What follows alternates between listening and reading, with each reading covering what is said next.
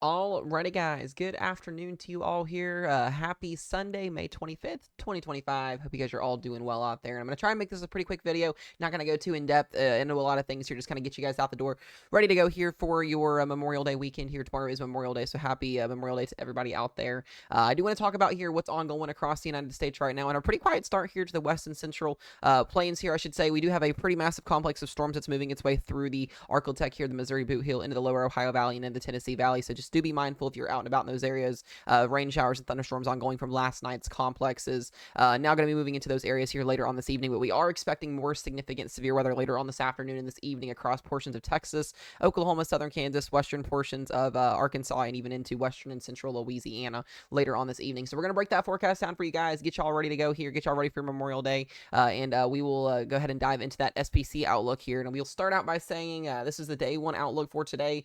We do have a level 3, level 2, and level 1 risk for severe weather. The level 3 enhanced risk being the highest here from Oklahoma City back down in the Norman, Fort Still, and also into Wichita Falls, Lubbock, and outside of the Midland, Texas area. Level 2 slight risk outside of that extends from Texas into portions of southern Kansas, Wichita included in that, into pretty much the whole state of Arkansas, western and central Tennessee, into portions of Mississippi and Alabama here, and a marginal risk that extends outside of that. We do have also a 2% and a 5% tornado risk once again here in effect here. That 2% and 5%, meaning there's a 25-mile radius of a given location, could see a 2% chance or 5% chance at seeing that tornado later on this evening here. Lubbock, Amarillo, Fort Still, outside of the Oklahoma City metro area there. Wichita Falls in that 5%, and then the 2% outside of that.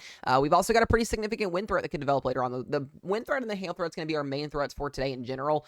We could see a couple Boeing line segments develop later on this evening here. We're going to have a lot of storms out there later on this evening, so if you have plans, just know that those could be ruined in terms of the thunderstorms that are going to be out there later on this evening. We could see anywhere in that 30 and 15% hatched wind threat here. We could see winds over 75 miles per hour, so that includes Lubbock, Midland, Abilene, Wichita, Fort Still, and then outside of that there in the 30, 15, and 5 that's not hatched, we could see winds 60 to 75 miles per hour in those areas there, and that extends all the way into the southeast and even into Florida.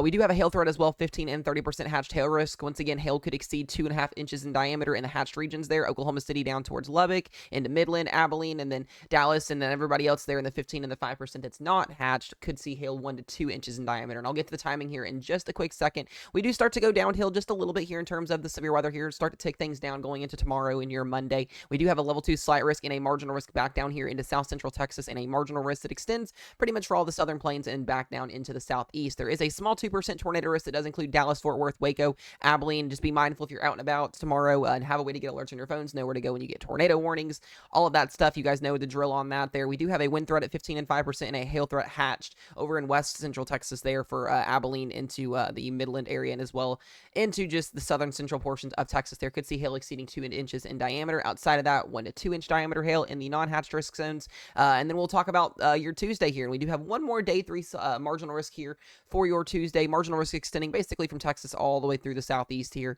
and into the Gulf states here. So we'll start to kick that system out here on Tuesday before things start to get a lot more different in terms of our weather pattern. And I'll talk about that here in just a second. I do want to give you guys a brief rundown of what we're going to see today. Ongoing showers and storms moving its way through the Ohio Valley later on this evening. We are going to have a bunch of cells that are going to pop up. Isolated supercells here will initially start over Oklahoma. If anything can become surface-based, a tornado will be possible. Mostly the hail and wind will be the primary threats with these storms, but we can see those storms becoming more widespread, and then eventually even a Boeing line complex after 6 p.m. Central Time tonight. We could see that start to move its way through the Dallas-Fort Worth area. The models have been really back and forth the last 2 days with these solutions in terms of today and yesterday, so just kind of be mindful of that. The model runs are not going to project 100% what's going to happen, but it kind of gives us an idea of where things could go through, and this is going to be through about midnight to 4 o'clock tomorrow morning. Still seeing rain, showers, and thunderstorms out there. And then going into Tuesday, we'll see some more supercells potentially firing off here with an isolated scattered threat for all modes of severe weather here through tomorrow afternoon. So just be mindful if you're out and about today and into tomorrow. Lots of showers and storms out there. Severe weather going to be a big problem if you are having Memorial Day get-togethers, anything going on today. We got the Indianapolis 500 today. We've got the Charlotte Coca-Cola 600 as well over in North Carolina. Those should be okay in terms of weather.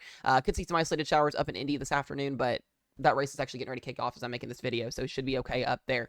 Now, I do want to briefly talk about the overall pattern, what we're going to see once again, continuing to talk about the same thing. Really a big trend in cooler temperatures going into the next week here. We're going to see whatever jet stream we had here that was in place here, a little bit of shear in place, giving us these mesoscale convective scale days, just giving us that low to low day today, severe weather threats that will continue going into early next week. We could see some low and severe weather back down here into the southeast going through about Wednesday, going through Thursday, but we're going to watch this trough dig down at the end of next week. And what this is going to do is it's going to bring some pretty cold air down.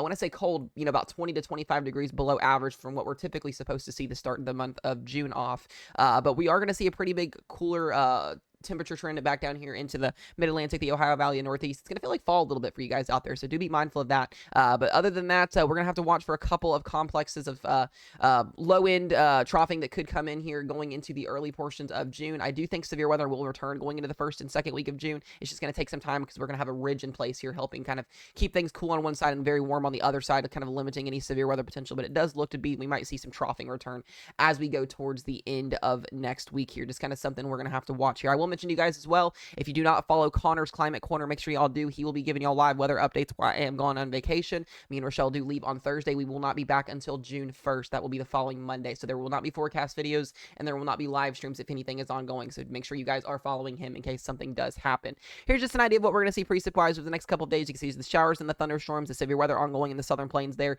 Really just going to keep a very, very active pattern for much of the week. We should start to trend down with scattered thunderstorm coverage going into Friday and Saturday of next weekend before we start to see that ridge really take over and temperatures just are dominated by a ridge over in the east and a ridge over in the west here, and then eventually storms start to refire as we go into that first official week of June. So one more thing I will show you guys here is just the overall temperature map. This could be an idea of what you guys are going to see with the temps, and you guys can see one side of the map's going to be very warm, one side of the map's going to be pretty cool, and that's in terms of 50s and 60s across the board. You can really see those temperatures kind of struggling, and then we start to get into that first official week of June here, and then we start to see the cooler below. Guys, look at that, 50s and 60s across the board going into next weekend. It's going to be a very fall-like weekend if you live in the southeast, if you live in the mid-Atlantic, in the Ohio Valley, the Northeast, while ridging starts to build in the central plains. And then by the time we get to that first official week of June, things do start to trend back to the normal, and we do start to see that cool air slowly move east there, and the warming trend will start as we go to the first and second week of June. So that's what I've got for you guys today. Have a wonderful Sunday. I do appreciate y'all for watching this, and make sure y'all share this out, like the video as always, and we will see you guys in the next one. Be safe.